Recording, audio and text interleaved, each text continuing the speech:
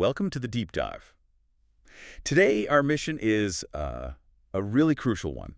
We want to give you a sharp shortcut for vetting online stores you've never heard of before. Exactly. We're using a deep analysis of a site, Sulibrand.shop, not to call them out specifically, but to pull out the common red flags you can spot anywhere. Right. The goal here is all about pattern recognition. We're looking past the flashy sales to analyze the subtle marketing claims and the overall user experience. To give you the tools. Yes. So you can quickly tell if an e-commerce site is transparent and trustworthy before you even think about spending money.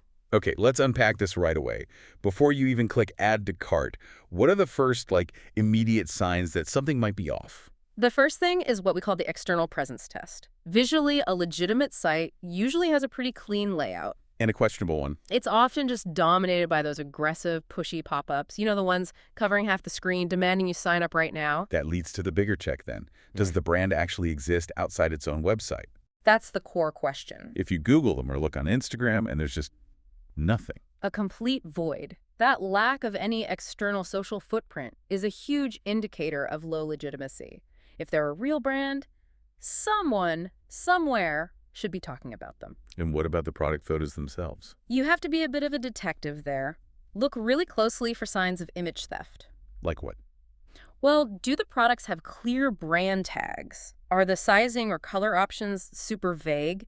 And do the photos look like they were all pulled from, I don't know, a dozen different places? Maybe no consistency. Exactly. A lack of unique watermarks signaling original photos is a big giveaway. So we've covered the visuals, the brand's life online. Let's dig into the fine print. I'm guessing transparency and the legal stuff is key. It is, and what's fascinating is you need to check the most boring part of the site, the footer. The stuff nobody ever reads. Yeah, right. But is there crucial legal info there? A company name, terms of service, a privacy policy. If they're hiding who they are, that's immediately suspicious. And say you get past that and actually add something to your cart. The checkout process itself can be a huge signal.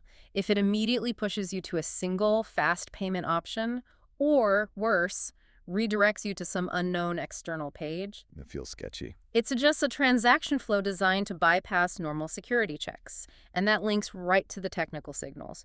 Always test a new site on your phone. Why mobile specifically? Many of these questionable sites are just glitchy or they break completely on a mobile device. And the most critical thing, look for that little SSL padlock icon in your browser. If it says not secure. Stop. Just stop the transaction right there. Okay, let's talk about pricing and what you call social proof. Yeah. In the source material, I saw this strange pattern of really consistent, cheap prices. Like everything is $29.99. Yes, that signals automation. What do you mean by that? When everything is the exact same low price, it usually means there's no real inventory system behind it. These are often just bot-generated listings designed to hook you with a cheap price, regardless of what the item actually is. And finally, testimonials.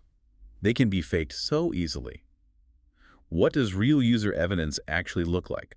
Real evidence is verifiable somewhere else. You need to see photos, actual unboxing videos, or detailed reviews on a third-party site like Trustpilot or YouTube. Not just the glowing 5-star reviews on their own platform. Exactly. Fake sites rely on that kind of repetitive, overly positive feedback that only exists on their site. And you should also question any delivery promise that doesn't give you specific warehouse or courier info. Right. If they can't tell you how it's getting to you, that's a problem. Unless it's a huge established brand, yes, it's a lack of transparency. So if we connect all these dots, it seems like consumer vigilance just comes down to critical thinking. Does this deal feel too good to be true? That's the number one question. And can you find any proof that real people, outside of the site's control, have actually bought from them and been happy? Trust your gut, basically. Absolutely. If a site fails 2 or 3 of these simple checks, it's best to just step away. And as always, just a reminder that this is educational commentary about consumer transparency and pattern recognition. This is not medical or financial advice. Stay safe out there. Here's a final thought. Next time you land on a new site, try running a quick domain lookup. If you see the site was only registered 3 weeks ago and has almost no reviews, what does that immediate lack of history tell you about how quickly you should be clicking buy? Something to mull over. We'll see you on the next deep dive.